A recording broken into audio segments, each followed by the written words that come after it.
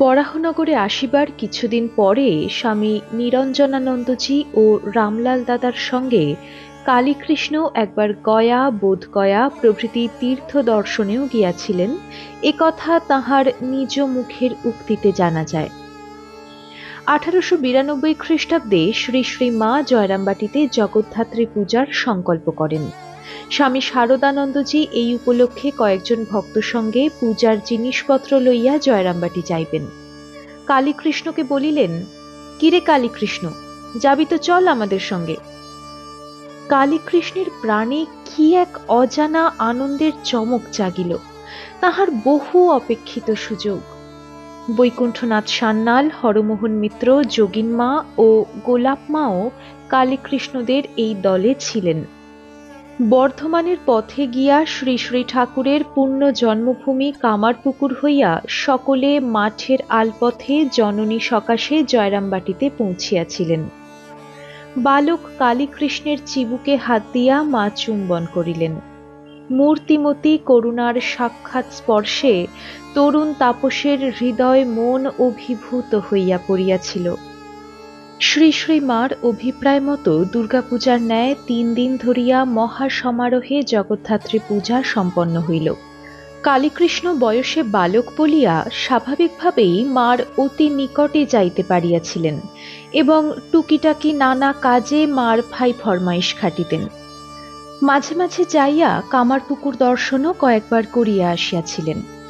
কামারপুকুরের তখনকার স্মৃতি তিনি নিজে এইভাবে বলিতেন, সেখানে থাকাকালে এক অপূর্ব পবিত্রতা, শান্তি ও আনন্দের ভাবে পূর্ণ হয়ে থাকতুম এবং ঠিক ঠিক বোধ করতুম we are trading on holy ground. সেই পর্ণকুটিরের কি মোহিনী শক্তি, যেন ট্যাঞ্জিবল, ভাইব্রেন্ট উইথ স্পিরিচুয়ালিটি, যেন পৃথিবী ছাড়া বোধ হতো। জয়রামবাটিতে শ্রী শ্রী মার অপার্থিব স্নেহচ্ছায়ায় কয়েকদিন কাটাইয়া তাহারা আবার বরাহনগরে ফিরিয়া আসিয়াছিলেন। মাতৃ সান্নিধ্যের এই পুণ্য স্মৃতি প্রসঙ্গে পরবর্তীকালে তিনি প্রাণস্পর্শী ভাষায় লিখিয়াছিলেন, শূন্য হৃদয় নিয়ে বরাহনগর মঠে ফিরে এলুম। শূন্য হৃদয় বা বলি কেমন করে? মায়ের অপার্থিব ভালোবাসায় ভরা হৃদয় নিয়ে ফিরে এলুম। মার কথা যা সামান্য শুনেছিলুম, তাতে কে জানতো যে মা এরকম মা, এরকম করে মন প্রাণ কেড়ে নিয়ে আপনার হতেও আপনার করে নেবেন। বাড়ির মাকে তো খুব ভালোবাসতুম, ও তিনিও কত ভালোবাসতেন, কিন্তু এ যে জন্ম জন্মান্তরের চিরকালের আপনার মা। জয়রামবাটি হইতে ফিরিয়া শারদানন্দজি এবং কালীকৃষ্ণ ক্রমাগত ম্যালেরিয়ায় ভুগিতে লাগিলেন। সেইকালে স্বামী নিরঞ্জনানন্দজির তত্ত্বাবধানে কালীকৃষ্ণ কলিকাতায় বলরাম মন্দিরে কিছুকাল চিকিৎসার্থ কাটাইয়াছিলেন। নিরঞ্জনানন্দজির সহিত তখন প্রায়ই তিনি গিরিশবাবুর গৃহে যাইয়া শ্রী শ্রী ঠাকুরের প্রসঙ্গাদি শুনিতেন। যাহা হোক, নিরঞ্জন মহারাজের স্নেহযত্ন এবং শ্রী শ্রী ঠাকুরের ভক্ত প্রখ্যাত চিকিৎসক শ্রীযুক্ত বিপিন বাবুর চিকিৎসাধীনে কালীকৃষ্ণের শরীর ধীরে ধীরে সুস্থ হইয়া উঠিতেছিল। ইহা 1892 খ্রিস্টাব্দের শেষ ভাগের কথা। মঠ ততদিনে আলমবাজারে উঠিয়া আসিয়াছে। কালীকৃষ্ণ আলমবাজার মঠে চলিয়া আসিয়া পূর্বের ন্যায় আবার ঠাকুরের এবং মঠস্থ সাধুদের সেবায় লাগিয়া গেলেন। বরাহনগরের মতো আলমবাজারেও কালীকৃষ্ণের দিন ভজন সাধন সেবায় খুব আনন্দে কাটিতে থাকিল। এই কালেই তিনি গোপালের মাকে সেবা করিবার সুযোগও মাঝে মধ্যে লাভ করিয়াছিলেন। গোপালের মা তখন কখনো কখনো মঠে আসিয়া 2-4 দিন করিয়া বাস করিতেন। গোপালের মাকে তিনি প্রথম দর্শন করিয়াছিলেন গৃহত্যাগের পূর্বেই। কামারহাটিতে গোপালের মার বাড়ির স্মৃতি, তাহার গোপালগত প্রাণতা কালীকৃষ্ণের জীবনে যেন গাঁথিয়া গিয়াছিল। প্রসঙ্গক্রমে পরে এইরূপ বলিতেন, সেই পুরানো এঁদোপড়া ঘরটি যেন ভগবদ্ভাবের স্পন্দনে পরিপূর্ণ একটি মন্দির বলে মনে হতে লাগল, যেন ঠাকুর এখানে জলজ্যান্ত বিরাজ করছেন। তার গোপালগত প্রাণতা, কঠোরতা, বৈরাগ্য, সরলতা, সকলকে গোপাল বলে ডাকা, যেন সাক্ষাৎ মা যশোদা। 1893 খ্রিস্টাব্দের মাঝামাঝি আলমবাজার মঠের জীবন কালীকৃষ্ণের মনোপ্রাণকে উৎসাহে উদ্দীপনায় ভরিয়া দিলেও তাহার শরীর কিন্তু তখনও সম্পূর্ণ সারিয়া উঠিতে পারিতেছিল না। মাঝে মাঝে জ্বর ভাব বোধ করিতেন, কিন্তু কাহারও নিকট তাহা প্রকাশ করিতেন না। শ্রী শ্রী মা তখন বেলুড়ে নীলাম্বর মুখোপাধ্যায়ের উদ্যান বাটিতে। কালীকৃষ্ণ একদিন মাকে প্রণাম করিতে আসিয়া তাঁহারই আদেশে নীলাম্বরবাবুর বাগানে রাত্রিবাস করিয়াছেন। স্বামী যোগানন্দজি তখন মায়ের প্রধান সেবক। ত্রিগুণাতীত মহারাজও জননীর সেবা করেন। গোলাপ মা ও যোগিন মা মায়ের সঙ্গেই আছেন। প্রত্যুষে মাতৃচরণ বন্দনা করিয়া কালীকৃষ্ণ পুনরায় ফিরিবেন। মাকে প্রণাম করিতেই মা অতিশয় করুণা নয়নে তাহার দিকে তাকাইয়া বলিলেন, বাবা, তোমায় দেখে আমার প্রাণে বড়ই কষ্ট হলো। তোমার কেমন গোলগাল শরীরটি ছিল, ক্রমাগত ম্যালেরিয়ায় ভুগে ভুগে এখন কি চেহারা হয়ে গেছে। ওরা সাধু ফকির মানুষ, তোমায় কি বা খাওয়াবে? তুমি কিছুদিন বাড়ি গিয়ে থাকো, সেখানে ওষুধপত্র আর পুষ্টিকর পথ্যাদি করে শরীরটা সারিয়ে নাও। জননীর মুখে এহেন আদেশ শুনিয়া কালীকৃষ্ণের তো মাথায় আকাশ ভাঙ্গিয়া পড়িল। কালীকৃষ্ণ নীরব। মা পুনরায় বলিলেন, তাই করো বাবা, তাতেই ভালো হবে। কালীকৃষ্ণর বুক ব্যথায় মুচড়াইয়া উঠিল, দুই চক্ষে অশ্রু নামিয়া আসিল। দ্রুত মায়ের নিকট হইতে সরিয়া গিয়া নির্জনে বসিয়া কাঁদিতে লাগিলেন। এদিকে অন্তর্যামিনী মাও কালীকৃষ্ণের অন্তর্বেদনা অনুভব করিতেছিলেন, কিন্তু আদেশ তথাপি প্রত্যাহার করেন নাই। গোলাপ মাকে বলিলেন, আহা, কালীকৃষ্ণের শরীর দেখে আমি শিউরে উঠেছিলাম, তাই বাড়ি গিয়ে ভালো খেতে দিতে বললাম। তাতে তার মনে কষ্ট হলো ভেবে আমারও চোখে জল আসছে। এদিকে কালীকৃষ্ণের বেদনা হত হৃদয়ে অপ্রত্যাশিতভাবে শান্তি প্রদানের উপায়ও বিধাতা করিয়া দিলেন। যোগানন্দ মহারাজ নানা প্রবোধ দিয়া তাহাকে পরের দিন সকালে পুনরায় মার নিকট পাঠাইলেন এবং তাহার নিকট মন্ত্র দীক্ষা প্রার্থনা করিতে শিখাইয়া দিলেন। জননী প্রসন্ন হইয়া বালক কালীকৃষ্ণের মনোবাঞ্ছা পূর্ণ করিলেন। মা তাহাকে ইষ্টমন্ত্র প্রদান করিয়া সাধন প্রণালী উপদেশ করিলেন। শ্রী শ্রী মার বরাভয় করস্পর্শে চিত্তে বল আসিল। দৃঢ় সংকল্প করিলেন বাড়ি গিয়া মায়ের নির্দেশ মতো জপ ধ্যান পূজা পাঠ লইয়াই কাটাইবেন। তখন বর্ষাকাল ছিল। মাতৃচরণে প্রণাম নিবেদন করিয়া সন্ধ্যার দিকে কালীকৃষ্ণ আলমবাজার মঠের উদ্দেশ্যে যাত্রা করিলেন। মঠ হইয়া বাড়িতেই ফিরিয়া যাইবেন। আকাশ ভরা মেঘ, টিপটিপ বৃষ্টি পড়িতেছিল। ভরা গঙ্গা কুয়াশা ঢাকা। কালীকৃষ্ণ নৌকায় চড়িলেন। মা নীলাম্বর বাবুর বাগান বাড়ির ছাদে দাঁড়াইয়া সন্তানের দিকে অপলক নেত্রে দেখিতেছিলেন। পুত্রের গায়ে কত ফোঁটা বৃষ্টি পড়িল জননী বুঝি তাহাও গণিতেছিলেন, স্বয়ং বৃষ্টিতে ভিজিয়া। এ দৃশ্য কালীকৃষ্ণের মানসপটে অক্ষয় স্মৃতি হইয়া থাকিল। কালীকৃষ্ণ তাহাদের নারিকেলডাঙ্গার বাড়িতে ফিরিয়া আসিয়াছেন। তাহার জীবননাট্যের একটি বিশিষ্ট অঙ্কে ইহা একটি দৃশ্যান্তর। বাড়ির সেবা যত্ন ও পথ্যাদির ফলে তিনি উত্তরোত্তর সবল ও সুস্থ হইয়া উঠিতে লাগিলেন। গভীর রাত্রি পর্যন্ত ধ্যান ধারণা, জপ, পূজা, সাধ্যায়াদি লইয়া মাতিয়া গেলেন। জপের সংখ্যা বৃদ্ধি হইতে হইতে 1,08,000 পর্যন্ত উঠিয়াছিল। ধ্যান জপান্তে মনের নানা ভাবকে গানের আকারে বাঁধিয়া রাখিতেন। এইভাবে কয়েক শত গান রচিত হইয়াছিল। বাড়ির কাহারও সহিত মেলামেশা করিতেন না। অধিকাংশ সময়েই ঘরের দরজায় খিল লাগাইয়া রাখিতেন। কেবল খগেন, হরিপদ, সুধীর, সুশীল প্রভৃতি ধর্মবন্ধুরা আসিলে তাহাদের সঙ্গে ভগবৎ প্রসঙ্গ ও মঠের কথাবার্তা বলিতেন। বন্ধুরাও আবার কালীকৃষ্ণকে পাইয়া খুবই আনন্দিত হইয়াছিলেন। প্রত্যহই বৈকালে তাহারা আসিয়া জুটিতেন। কিন্তু ক্রমে বন্ধুদের সঙ্গে দেখাশোনায় সময়ও নিয়ন্ত্রিত হইয়া মাত্র আধ ঘণ্টায় দাঁড়াইয়াছিল। কারণ ইহাতেও ধ্যান জপের বিঘ্ন বোধ করিতে লাগিলেন, বিশেষ নির্দিষ্ট সংখ্যক জপের অসুবিধা অনুভব করিতেন। কখনো কখনো আলমবাজার মঠ হইতে সাধুরা, বিশেষত শরৎ মহারাজ, কালীকৃষ্ণের খোঁজ খবর লইতে আসিতেন। বাবুরাম মহারাজ, খোকা মহারাজ, নিরঞ্জন মহারাজ এবং সারদা মহারাজ একাধিকবার কালীকৃষ্ণদের বাড়িতে আসিয়াছিলেন। এমনই ভাবে প্রায় 14-15 মাস এক টানা কাটিয়া গেল। পিঞ্জরাবদ্ধ সিংহ পুনরায় অস্থির হইয়া উঠিল। কালীকৃষ্ণের অন্তরের বৈরাগ্য আবার তাহাকে ব্যাকুল করিয়া তুলিল। মনের অবস্থা জানাইয়া শ্রী শ্রী মাকে জয়রামবাটিতে এক দীর্ঘ পত্র লিখিলেন। পত্রের প্রতি ছত্রে সংসার বিরাগী বালকের হৃদয়ের আকুতি মর্মস্পর্শীভাবে ফুটিয়া উঠিয়াছিল। সংসার যেন তাহাকে গ্রাস করিতে চাহিতেছিল। ভীত সন্তান তাই সরল প্রাণে জননীর আশীর্বাদ ভিক্ষা করিয়া উহা লিখিয়াছিলেন। পত্রখানি এইরূপ: শ্রী শ্রী রামকৃষ্ণ, শ্রীচরণ ভরসা, 14 আশ্বিন সোমবার 1302, 39 নম্বর নারিকেলডাঙ্গা মেন রোড, কলিকাতা। পরম পূজনীয়া পরমারাধ্যা শ্রী শ্রী মাতা ঠাকুরানী শ্রীচরণ কমলেশু।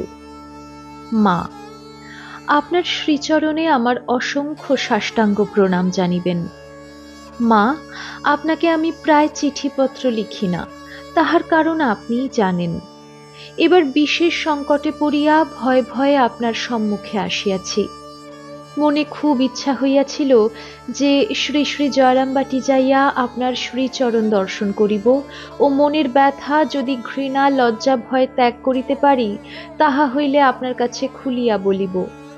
কিন্তু আপনার প্রতি টান না থাকার দরুন এবং ইহাই ম্যালেরিয়ার সময় বলিয়া যাইতে সাহস হইল না। অন্তরের ব্যথা অন্তরেই রহিল, তাহা চিঠিতে প্রকাশ করিব কি রূপে? আপনাকে সকলেই অন্তর্যামিনী বলে, তবুও আপনি যদি তা না জানেন তা আমারই অদৃষ্ট। আর যদি সকলেই জানেন তাহলে দুঃখ দূর করেন না কেন? আমি কি করে জানিব? আপনি দয়াময়ী শুনিয়াছিলাম, আপনিও বলিয়াছিলেন, এ কি পাষাণময়ী মূর্তি পেয়েছ? যাহা হোক, আমার অবস্থাগুলি আপনাকে জানাইলে আপনি নিশ্চয়ই দুঃখিত হইবেন জানি, কিন্তু কি করিব, আমার বড় ভয় হয়। ভবিষ্যৎ যেন আমায় গ্রাস করিবে বলিয়া মনে হইতেছে। মা, তোমাকে না জানাইলে আর কাহাকেই বা জানাইব? কে আমায় অভয় শান্তি দিতে পারিবে? আর আপনাকে বলিলেও আপনি যদি আমার বাসনা পূর্ণ না করেন, কি করিব? জানিব অদৃষ্ট বা কর্মফল। মা, আমার যাহাই হোক আর নাই হোক, মরিলেও তোমাকে কি দোষ দিতে পারি?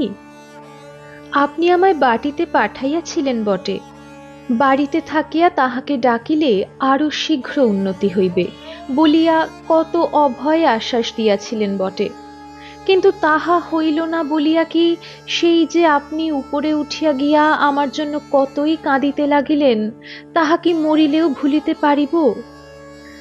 একদিন সন্ধ্যার সময় বাড়িতে আসিতে গঙ্গার উপর নৌকায় বৃষ্টি হওয়াতে আপনি ব্যাকুল হইয়া ছাদে দাঁড়াইয়া গঙ্গার দিকে চাহিয়া আমার গায়ে কত ফোঁটা জল পড়ে দেখিবার জন্য নিজে বৃষ্টিতে ভিজিয়াছিলেন, তাহাও কি জন্মে ভুলিতে পারিব? মা, আপনি তখন আমায় ম্যালেরিয়ায় ভুগিতেছি দেখিয়া মায়ায় ব্যথিত হইয়া ও অন্যান্য কারণে বাড়ি গেলে সুখে থাকিব ভাবিয়া বাড়ি আসিতে বলিলেন ও কত কৃপা করিলেন। আমিও বাড়ি আসিয়া প্রথম বৎসরটি আপনার কথা মতো খুব সাধনে কাটাইলাম। তখন আমার একটুও সময় বৃথা নষ্ট হইত না। তখন আমি দিনের মধ্যে 14.5 ঘণ্টা ও 85,000 জপ করিতাম, কিন্তু এক্ষণে 5-6 ঘণ্টা ও 30,000 জপও হয় না। তখন বেশি জপ করিতাম বলিয়া মনের কেমন তেজ ছিল, কিন্তু এখন অত্যন্ত পতিত হইয়া গিয়াছি। মন অতিশয় দুর্বল, কত রকম আসক্তিতে নাচাইতেছে। ও ধর্মভাব যেন একেবারে লোপ পাইতেছে। মা, এইরকম ভাবে যদি আর 2-4 বৎসর থাকি, তো আপনি দেখিবেন যে আমি কি হইয়া যাই।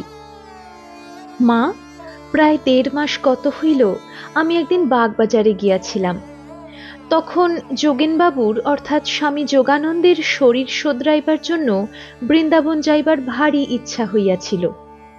আমাকে বলিলেন, আমার সেবার জন্য সঙ্গে যাইবার একজন লোক পাইতেছি না, তুমি যদি যাও তাহা হইলে আমি যাই। আমি যাইতে স্বীকার করিলাম ও মনে করিলাম যে যোগেনবাবু যতদিন পশ্চিমে থাকিবেন তাহার সঙ্গে থাকিব, পরে যদি উনি কলিকাতায় ফেরেন তাহা হইলেও আমি পশ্চিমেই থাকিয়া যাইব। মনের এই অভিপ্রায়ে আমি বাড়িতে বলায় বাবা ও মা উভয়েই আমাকে যাইতে দিতে স্বীকৃত হইলেন এবং আমার যাইবার জন্য যা যা দরকার তাহা মা সমস্তই দিতে চাহিলেন। কিন্তু এখন যোগেনবাবুর ভাব দেখিয়া বোধ হইতেছে যে তাহার পশ্চিমে যাইবার তেমন ইচ্ছা নাই। মা, আপনি যদি অনুমতি করেন তাহলে আমি এখন একলাই বৃন্দাবনে যাই। সেখানে বাবুরাম বাবু ও সুবোধ বাবু আছেন। বলরাম বাবুর কুঞ্জে থাকিবার জন্য খাইবারও কোনো কষ্ট নাই। আমি তাহাদের কাছে থাকিলে কোনো কষ্ট হইবে না এবং এখন 2-1 বৎসর পশ্চিমে একলাও থাকিব না। যদি বাবুরাম বাবু বা সুবোধ বাবু অর্থাৎ স্বামী প্রেমানন্দ ও স্বামী সুবোধানন্দ কলিকাতায় চলিয়া আসেন, তাহা হইলেও মঠের অন্য কেহ যিনি পশ্চিমে থাকিবেন তাহার কাছে গিয়া তাহার সঙ্গেই থাকিব। মা, আমার উদ্দেশ্য ঘোরাঘুরি বা সন্ন্যাসী সাজা তো নহে। যেখানেই হোক একটা জায়গায় রহিলাম, 2টি খাইতে পাইলাম ও মনে কোনো ব্যাঘাত না পাইয়া সাধন করিতে পারিলাম। আপনি ভয় করিবেন না যে ছেলে মানুষ কোথায় যাইবে, হয়তো খুব কষ্ট পাইবে। এখানেই বা কি কম কষ্ট পাইতেছি? এতদিন সহ্য করিলাম, আপনাকে কিছুই বলি নাই। আপনি জিজ্ঞাসা করিলে ভালো আছি মাত্র বলি। যতই সহ্য করিতেছি ততই দেখি ইহারা আমাকে গ্রাস করিতে চায়। মঠের 12 জন আমা অপেক্ষা কম বয়সে সন্ন্যাস লইয়াছেন, তবে এই কথা সত্য যে তাহাদের সহিত আমার তুলনাই হয় না। মা, এখন আপনি যা ভালো বিবেচনা করিবেন তাহা লিখিয়া পাঠাইবেন। মা, আপনি আশীর্বাদ করুন যাহাতে আমি দিন রাত সাধন ভজন করিতে পারি। মনের যত কুপ্রবৃত্তি সব একেবারে নাশ হয়ে যায়, বিশেষত যাতে আপনার শ্রীচরণে সদা সর্বদা আমার অচলা ভালোবাসা ভক্তি হয়। মা, আমি তোমার অতি অকৃতি সন্তান। দেখুন মা, একজন লোক যদি অন্য কাহারও কাছ থেকে যত্ন আদর পায় তাহলে তাহার প্রতি স্বভাবতই একটা টান বা ভালোবাসা পড়ে। কিন্তু কি আশ্চর্যের বিষয় যে আপনি মানুষ হয়ে এসে আমাদের কত অভাবনীয় যত্ন আদর ভালোবাসা স্নেহ মায়া দয়া করিলেন, তবুও পাপ মন আপনাকে ভালোবাসিতে পারিল না। ছেলে বিদেশে থাকিলে মার জন্য কতই তার ভাবনা হয়, মাকে দেখিবার জন্য কতই ব্যাকুলতা হয়। কই, আমার তো মার কাছ থেকে অন্তর থাকার জন্য কখনোই কষ্টবোধ হয় না। মা, আপনি আশ্বাস দিয়াছেন হবে হবে। মা, তাহা ক্রমে ক্রমে হবে না হঠাৎ একদিন হবে? ক্রমে ক্রমে হইলে তো এতদিনে 2-3 বৎসরে একটুও হতো। মা, নিজ গুণে দয়া করুন। মঠে যাহারা সন্ন্যাসী হইয়াছেন, কে আর তাহার কৃপা ভিন্ন নিজের জোরে সংসার ত্যাগ করিয়াছেন? আপনার যদি কৃপা থাকে তাহা হইলে অতি অকিঞ্চন যে আমিও কি সন্ন্যাসী হইতে পারিব না? মা, খেলাত আপনাকে একবার জিজ্ঞাসা করিয়াছিল আপনার অসাধ্য কি, তাহাতে আপনি বলিয়াছিলেন আমার অসাধ্য তিনি। কিভাবে আপনি বলিয়াছেন তাহা আমি জানি না, কিন্তু সারদা বাবুর মুখে শুনিয়াছিলাম যে তিনি অর্থাৎ শ্রী রামকৃষ্ণ আপনার বিষয় বলিয়াছেন, অনন্ত রাধার মায়া কহনে না যায়, কোটি কৃষ্ণ কোটি রাম হয় রয় যায়। আপনি মনে করিলে সকলই করিতে পারেন, কেন করেন না আপনিই জানেন। আপনি যদি বোঝেন যে আমার বাড়িতে থাকিলে ভালো হইবে, আপনি মনে করিলে আমার যদি বাহিরে মন্দ হয়, সেটাকেও কি যাতে ভালো হয় তাহা কি করিতে পারেন না? আপনি সকলই জানেন ও বোঝেন, তাতে বেশি আর কি লিখিব? যা ভালো বিবেচনা করেন বলিয়া পাঠাইবেন। আমি আপনার অনুমতির অপেক্ষায় রহিলাম, যত শীঘ্র হয় বলিবেন। আপনার শরীর এখন কেমন আছে বিশেষ করিয়া বলিয়া পাঠাইবেন। মা, আপনার অতি অকৃতি সন্তান কালীকৃষ্ণ। বালক বৈরাগীর মিষ্ট আবদার মাখানো আরতি মাতৃহৃদয় স্পর্শ না করিয়া পারে নাই। প্রার্থনায় সাড়া মিলিয়াছিল।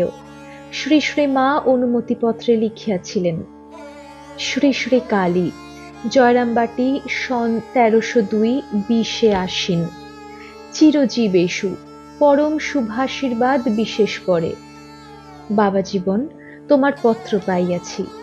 তোমার কষ্ট হইতেছে শুনিয়া অতিশয় দুঃখিত হইলাম। শ্রী শ্রী বৃন্দাবন ধামে যাইয়া গোবিন্দজিউ দর্শন করিতে পারিলেই ভালো। তোমার পিতা মাতার সম্মতি লইয়া গোবিন্দজিউ দর্শনে যাইবে। বিজয়, খগেন, সুশীল, খেলাত, শশী, ফণী, হরিপদ, কানাই প্রভৃতিকে আমার আশীর্বাদ জানাইবে। তোমার মাতাকেও আমার আশীর্বাদ জানাইবে। মাতা ঠাকুরানী। পত্রে জননীর অনুমতি লাভ করিয়া কালীকৃষ্ণ আর কাল বিলম্ব না করিয়া আলমবাজার মঠে গিয়া সকলের সহিত দেখাশোনা করিয়া সোজা জয়রামবাটিতে গিয়া উপস্থিত হইলেন। ঠাকুরের প্রতি অচলা ভক্তি হোক। জগৎজননীর এই অমোঘ আশীর্বাদ শিরে ধারণ করিয়া বৃন্দাবনের পথে তিনি কাশী যাত্রা করিলেন। 1895 খ্রিস্টাব্দের 20 অক্টোবর। তরুণ পরিব্রাজকের মনে আনন্দের অবধি নাই আজ।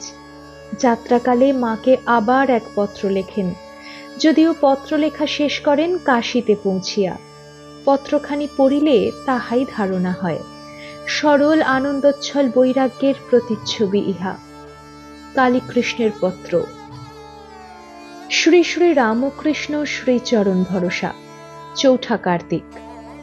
পরম পূজনীয়া পরমারাধ্যা শ্রী শ্রী মাতা ঠাকুরানী শ্রীচরণ কমলেশু। মা, আপনার শ্রীচরণে আমার অসংখ্য সাষ্টাঙ্গ প্রণাম জানিবেন। মা, আপনার বিশেষ কৃপায় আমি আজ গৃহত্যাগ করিয়া পশ্চিমে যাত্রা করিলাম। বাড়ি হইতে আসিবার সময় মা যদিও কাঁদিতে লাগিলেন, তবুও আমার ভবিষ্যতে যাহাতে মঙ্গল হয় তাহার জন্য কত আশীর্বাদ করিলেন। আমার বাড়ির মা যদি এমন না হইতেন, তাহলে কি আমি এমন হইতে পারিতাম? আপনার কাছে এই মাত্র প্রার্থনা করি, যাহাতে তাহার মঙ্গল হয়। আপনি তাহাকে আশীর্বাদ করুন, যেন তাহার মনে শান্তি হয়। মা, তোমার ছেলে এখন একলা। তাহাকে ভবের নানা বিপদ বিসম্বাদ হইতে রক্ষা করিয়া তাহার সহায় হউন। মা, আপনার অপার করুণা। কেবল অবিশ্বাসের জন্য কতই ভাবিয়া মরি। মা, আপনাকে যেন কখনোই না ভুলি, সদা সর্বদা যেন আপনার ধ্যান মনন করতে পারি। মা, তুমি ছাড়া যেন আমার জীবনে অন্য কিছুই না উদ্দেশ্য হয়।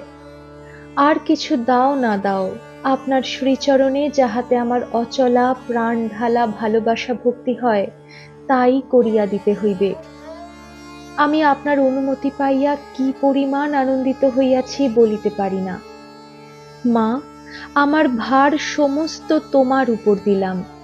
তুমি মা, আমায় হাতছাড়া করিও না, তাহা হইলে আমি পড়িয়া যাইব। যে পথে যেভাবে গেলে আমি শীঘ্র শীঘ্র আপনার শ্রীচরণে প্রস্ফুটিত হইতে পারি, আপনি সেই দিকে আমায় জোর করিয়া লইয়া যাইবেন। মা, আমায় তোমাময় করিয়া রাখো। মা, আমি মঙ্গলবার সকালবেলা শ্রী শ্রী কাশীধামে আসিয়া পৌঁছিয়াছি। গোপাল দাদার কাছে বংশী দত্তের বাটিতে আছি। এখানে গোপাল দাদা অর্থাৎ স্বামী অদ্বৈতানন্দ আমায় খুব যত্ন করেন, কোনো কষ্ট নাই। মা, এখানে 8-10 দিন থাকিবার ইচ্ছা আছে। তারপর রাখাল বাবু অর্থাৎ স্বামী ব্রহ্মানন্দ ও যোগিন বাবুর কথা মতো কাশী হইতে অযোধ্যা দর্শন করিয়া পরে বৃন্দাবনে যাইব। এবার আপনার জগদ্ধাত্রী পূজা দেখিতে পাইলাম না। মা আশীর্বাদ করুন, যাহাতে আপনার শ্রীচরণে আমার অচলা ভালোবাসা ভক্তি হয়। মা, আপনার স্নেহের কালীকৃষ্ণ। পুনশ্চ, মা, আমি রাখালবাবু ও যোগেনবাবুর কথায় গেরুয়া বসন করিয়াছি। কাশীধামে অদ্বৈতানন্দজি এবং শ্রী শ্রী ঠাকুরের আরও কয়েকজন সন্তান ব্রহ্মানন্দজি, যোগানন্দজি, শিবানন্দজি, অভেদানন্দজি প্রমুখ ত্যাগী মহাত্মাদের পুণ্য সঙ্গে কালীকৃষ্ণ পরমানন্দে পুনরায় আপন ভাবে ডুবিতে থাকিলেন। কাশীধামেও শ্রী শ্রী মায়ের আশীর্বাদে একটি পত্র আসিয়াছিল। কালীকৃষ্ণকে মা লিখিয়াছিলেন, শ্রী শ্রী দুর্গা শরণম, 13ই কার্তিক, জয়রামবাটি। শ্রীমান কালীকৃষ্ণ, তোমার পত্র পাইয়া সুখী হইলাম। তোমার পূজনীয়া মাকে এবং তোমাকে আমি আশীর্বাদ করিলাম। তোমাদের নিমিত্ত আমি তাঁহার নিকট সর্বদা প্রার্থনা করি। মধ্যে মধ্যে তোমার কুশল লিখিয়া সুখী করিও। শ্রীমান গোপালকে আমার আশীর্বাদ জানাইবে এবং মধ্যে মধ্যে কুশল লিখিতে বলিবে। জগদ্ধাত্রী পূজা সুসম্পন্ন হইয়াছে। কলিকাতা হইতে শরৎ ও আরো কয়েকজন ছেলেরা আসিয়াছে।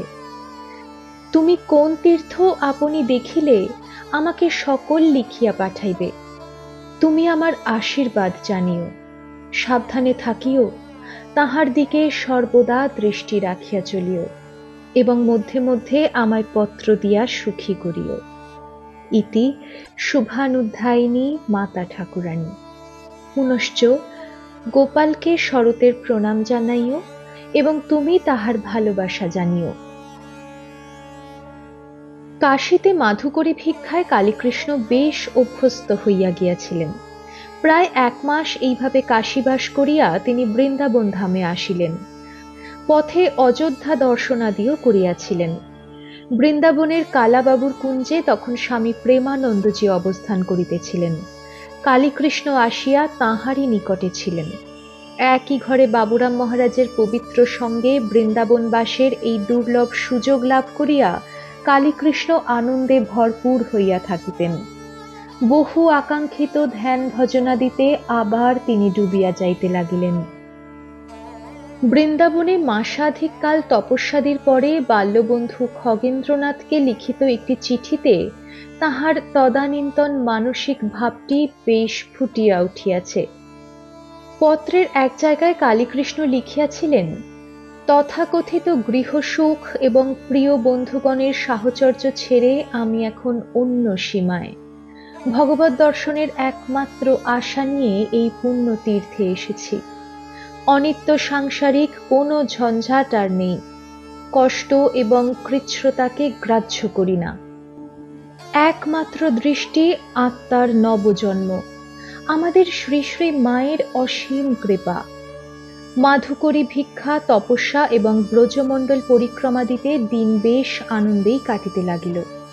জপ ধ্যানের মাত্রা তখন এত প্রবলভাবে বাড়াইয়া দিয়াছিলেন যে রাত্রে কালাবাবুর কুঞ্জের ছাদে বসিয়া ধ্যান জপ করিতে করিতে অনেকদিন গায়ের উপর দিয়া কয়েক পশলা বৃষ্টি হইয়া গিয়াছে, তবুও আসন ছাড়িয়া উঠেন নাই। বৃন্দাবনে স্বামী প্রেমানন্দজির পূর্ণ সাহচর্যে এইভাবে প্রায় 1.5 বৎসর কাটিয়াছিল। কিন্তু প্রচণ্ড কঠোরতার ফলে তাহার শরীরের উপর দারুণ প্রতিক্রিয়া দেখা দিয়াছিল। ক্রমে বেশ দুর্বল হইয়া পড়েন। এই তপস্যাকালের স্মৃতি কালীকৃষ্ণ আজীবন অতিশয় আবেগের সহিত স্মরণ করিতেন।